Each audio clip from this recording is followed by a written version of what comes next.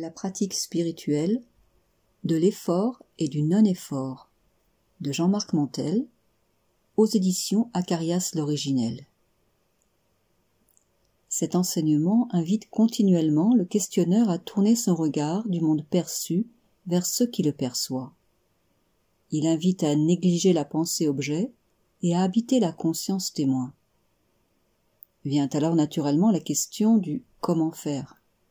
Comment habiter la non-pensée qui ne connaît pas la souffrance? Ce livre enseigne un chemin du comment faire. La pratique spirituelle présentée ici est une pratique de l'écoute silencieuse de ce qui se manifeste en nous. Pour le personnage identifié à son histoire, la pratique est un chemin qui amène à un glissement d'identification. C'est un abandon de l'identification au monde objectivable et instable, pensée, émotion, sensation que l'on croit être soi, au profit de l'identité réelle et stable d'être l'ultime sujet qui écoute le monde changeant. Cette pratique requiert-elle beaucoup d'efforts pour éviter l'éparpillement mental? L'effort est-il contre-productif pour le lâcher-prise? Faut-il accepter tout ce qui se manifeste en soi? Toutes ces questions trouveront des réponses limpides et imagées. Par sa précision et sa clarté, cet enseignement a la qualité des enseignements des grands maîtres spirituels, la modernité en plus. Il ne peut pas manquer d'illuminer ses lecteurs. Extrait. Voie progressive, voie directe. Est-il contre-productif de tenter de reformater le mental en lui expliquant la vérité, tout est un, tout est illusion, ou alors est-il préférable de se tourner vers la voie directe consistant à tout oublier? Lorsque la vérité est entendue, elle éveille en vous un écho. Cet écho provient de la vérité présente en vous-même. Il ne vient pas de l'extérieur, mais est un reflet direct de votre nature propre. Si votre esprit est suffisamment mature, vous pouvez alors, dans l'instant, vous établir dans la nature du soi. Si l'esprit est encore encombré, peurs, doutes et projections continueront à solliciter votre attention. Ne rien faire est aussi un faire. Vous pouvez voir clairement que le faire ne peut vous amener à l'être, qu'il est inefficient pour ramener l'attention à cela qui est attentif, car il maintient l'idée d'un but à atteindre. Cette reconnaissance de l'impuissance du faire se fait à partir de la complétude. C'est la complétude qui reconnaît la complétude.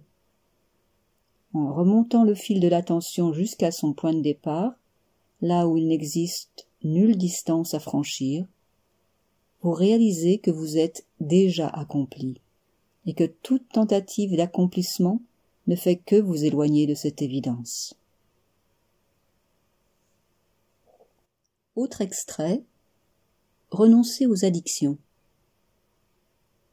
N'est-ce pas l'abus d'identification au mental qui est dangereux, et non la drogue, qui n'est que le révélateur de cette croyance? Le dépassionnement est une pratique spirituelle recommandée dans certaines traditions non-duelles de l'Inde. On peut le comprendre comme une remise en cause de la réalité de l'objet. L'objet de fascination est tout d'abord expérimenté par rapport à ce qu'il éveille dans la sensorialité, le désir qu'il stimule. L'objet lui-même est négligé. Le mouvement d'énergie dans le corps physique et subtil est contemplé. Il est accueilli tel qu'il est. Au bout d'un moment d'écoute passive, non volitionnelle, les énergies se repositionnent d'elles-mêmes. Une harmonisation se met en place. Il y a conscience de la sensorialité, et ce qui est conscient de la sensorialité est en amont d'elle. L'attention se tourne alors vers ce qui est conscient. Ce dont la conscience est consciente est ignoré. Ne reste que conscience pure, sans référence à l'objet. L'objet est inexistant. Il n'est qu'une apparition transitoire dans la conscience, un mouvement qui se produit en elle. Une telle démarche n'a bien sûr de sens que si une motivation réelle est présente, une aspiration à la libération de l'emprise des sens et des pensées. L'accompagnateur ne peut rien pour l'accompagner, hormis vivre lui-même dans la paix et le détachement. Autre extrait. La multiplicité des désirs nous guide vers l'unique désir, le désir d'être. Le seul outil dont nous disposons dans la connaissance de soi est celui de l'observation.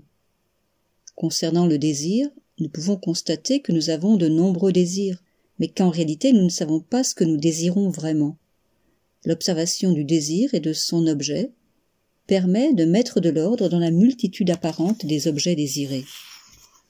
En vous interrogeant sur ce que vous désirez vraiment, vous verrez qu'un certain nombre de désirs de surface disparaissent d'eux-mêmes et que le désir principal qui vous habite va commencer à pointer le bout de son nez. Il n'y a en réalité qu'un seul et unique désir, masqué sous la multiplicité. À chacun de le voir, le comprendre et l'expérimenter. C'est en explorant la question du véritable désir que le mouvement s'oriente vers l'immuable, ultime désir. Et ce mouvement ne s'éteint que lorsque vous réalisez que vous êtes déjà ce que vous cherchez.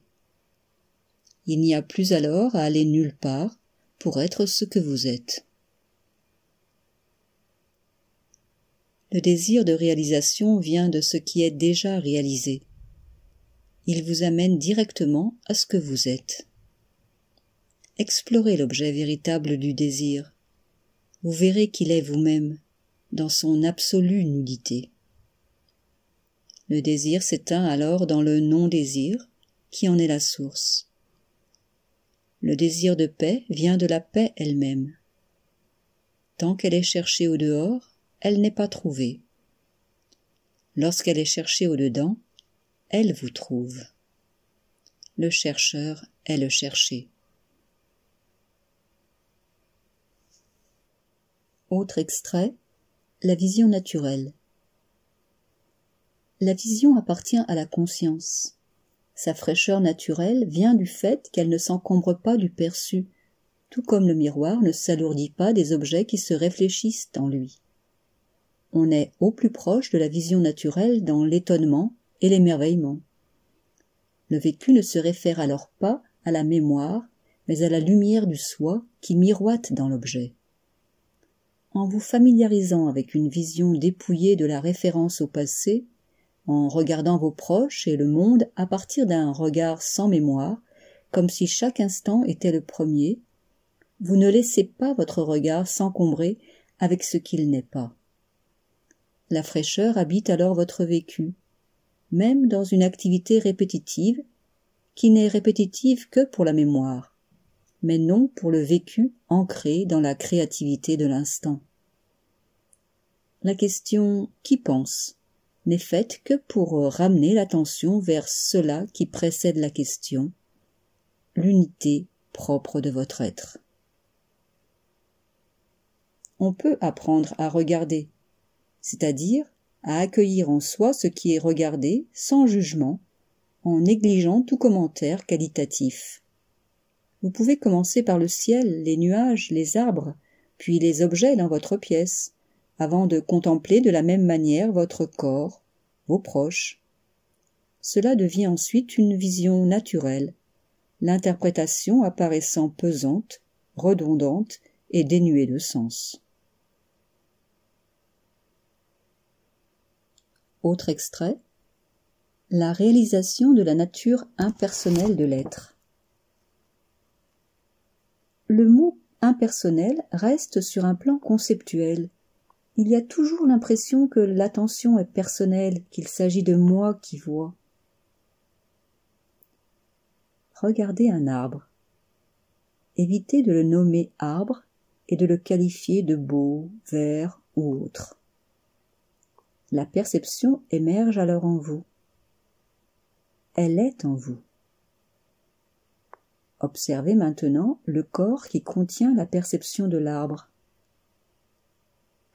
La perspective s'élargit, Vous n'êtes plus réduit à la perception et au corps qui la contient. C'est cela le regard de l'impersonnel. C'est lui qui est le témoin du personnel. Citation. Lorsque vous écoutez un bavard qui raconte des mensonges, vient un moment où son discours ne vous intéresse plus. Il en est de même avec les projections passé-futur, qui ne sont ni la réalité du passé, ni la réalité du futur.